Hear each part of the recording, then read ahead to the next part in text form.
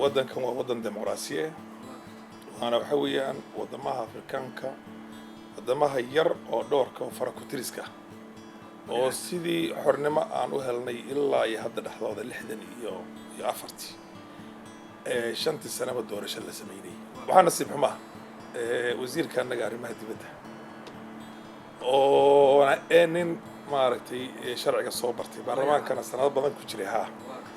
inuu waxyaabo yar yar oo iska basic u fahmi kari waay hadda laakiin baarlamaanka awood wuxuu hayaa wuxuu leeyahay madaxweynaha intuu nin shaqo qoro oo baarlamaanka hornaya ma qoran karo oo lagu fiijinayo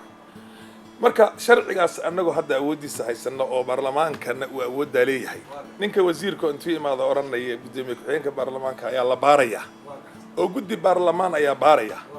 wuxuu eegyahay nin maartay darsiga galaaska afraad iyo second shanaad oo primary school ka soo baxay wuu aqoonsan yahay wuu ogsoon yahay aqli ahaan iyo xikmad ahaan wuu aqoonsan yahay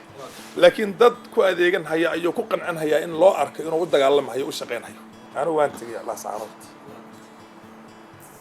waan jeclaa inaan taga Buhoodle nasiib xun waqtiga igu yara dheeraaday mooyee inaan taga Buhoodlena waan rabaa ergaabana waan tagayaa arwaladeegi marka iyada aan u qabay in ummadda Soomaaliyeed oo burburtay nasiib xumana ku dhacday iyagana tashan waysay aan tala iyo tusaalaba ugu tago yaan haddana meel kasta ugu tagay tala iyo tusaale dadka ka qaylinaya Faarax wuxuu u tagay meeshii yada beelahaan bay u xisaabtamayaan